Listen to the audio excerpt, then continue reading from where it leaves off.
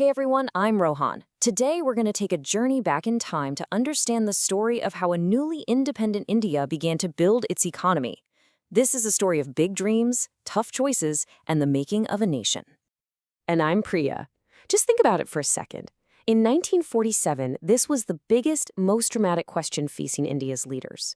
After 200 years of colonial rule, everything was finally in their own hands.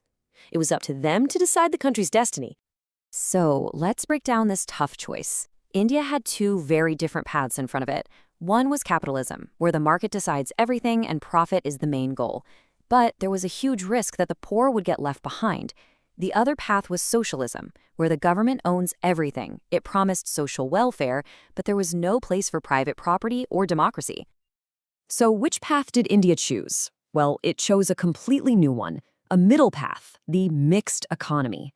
This was a model that tried to bring together the best of both worlds, the social welfare of socialism and the private property and democracy of capitalism. And what was the dream driving this unique path? You can really feel the hope in these words from the first five-year plan: to initiate a process of development which will raise the living standards and open out to the people new opportunities for a richer and more varied life. What an optimistic vision, right? So to build this new India, 4 strong foundations, you could call them pillars, were decided upon. These became the main goals of the 5-year plans. Let's take a look at what these 4 pillars were. All right, let's look at these 4 pillars one by one. First, growth. That means increasing the country's ability to produce goods and services. Second, modernization. This wasn't just about adopting new technology, but also about changing social outlooks, like giving women equal rights. Third, self-reliance, which meant using our own resources instead of importing things from outside. And fourth, equity, making sure that the benefits of the country's progress reach the poor, not just the rich. Now that first pillar, growth, needs a way to be measured, right? That's where the gross domestic product, or GDP, comes in. You can think of it like a cake. If the GDP grows, it means the cake is getting bigger, so that more and more people in the country can get a slice. Okay, let's head to our first construction site, agriculture, the absolute backbone of India. At the time of independence, 75% of India's population depended on farming, so fixing this sector was the #1 priority. At independence, Indian agriculture was in a really tough spot. Productivity was incredibly low, farmers were using old technology, and most of them were completely dependent on the monsoon rains. If the rains failed, everything was devastated. To fix this situation, the first major step was land reform. The goal was to change the centuries-old system where one person did all the hard work on the land, but someone else got all the benefits. The Zamindari system was abolished, the land-to-the-tiller policy was brought in, and a land ceiling was implemented, meaning no single person could own land beyond a certain limit. And then came a technological miracle: high-yielding variety, or HYV seeds. These were like miracle seeds, especially for wheat and rice, that could multiply crop production several times over. This was the spark that ignited the Green Revolution. And the impact? It was absolutely massive. Just look at the incredible jump in food grain production after these seeds were introduced. This was a giant leap forward for the country's food security. And the final result of all this? India became self-sufficient in food grains. We no longer had to depend on any other country to feed our own people. This was a monumental achievement. After sparking a revolution in the fields, the story now moves to the second major construction site: building India's industrial base. We had to build a strong framework of factories and manufacturing from the ground up. The Industrial Policy Resolution of 1956 laid out the blueprint for this. Industries were divided into 3 categories. The first category included industries that only the government would run, like defense and railways. In the second, both the government and the private sector could operate, and the third category was left for the private sector to handle. So how were these new Indian industries helped to grow?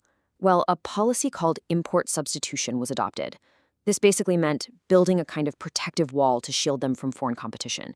For example, they'd put heavy taxes on imported cars to encourage people to buy cars made in India. But the government kept a very tight grip on the private sector too. And this control was managed through a complex system that came to be known as the license Raj. It meant that for everything from starting a new industry to even increasing production, you needed a license from the government. But this level of control had some serious, unintended negative consequences. It killed competition. It led to delays and corruption in getting licenses. Industrialists started focusing more on getting licenses than on making their products better. And the impact fell on customers like us. We had fewer choices, and the quality of goods was often pretty poor. Okay, let's jump forward to 1990 and see what the final account of these 40 years of construction looks like. What did the nation that India had built actually look like? Over these 40 years, the entire face of the economy changed. Back in 1950, agriculture made up almost 59% of the GDP. By 1990, that had dropped to about 35%, while industry and the services sector had surged way ahead. This was a clear sign of a developing economy. So, what did the 1990 report card look like? In the achievements column, we could definitely count food self-sufficiency and a diverse industrial base. But there were challenges too. Government companies were often losing money, job growth outside of agriculture was slow, and the poor quality of goods was a major problem. So, we've covered the 40-year story. Now, let's solidify that understanding with a couple of questions. First question, why was self-reliance so incredibly important for a newly independent India? The answer is pretty straightforward. After 200 years of colonial rule, India wanted to protect its sovereignty at any cost. Being dependent on foreign countries for food, technology, or capital could make India weak again. So standing on its own 2 feet was the top priority. And now for the final and maybe most important question. After 40 years of this model, what do you think needed to change? As we saw, the license Raj had slowed down progress, and government control had become excessive. It was becoming clear that a new economic policy was needed to make the economy more efficient and competitive. And that's where the next chapter of India's story begins. A good question to think about, isn't it?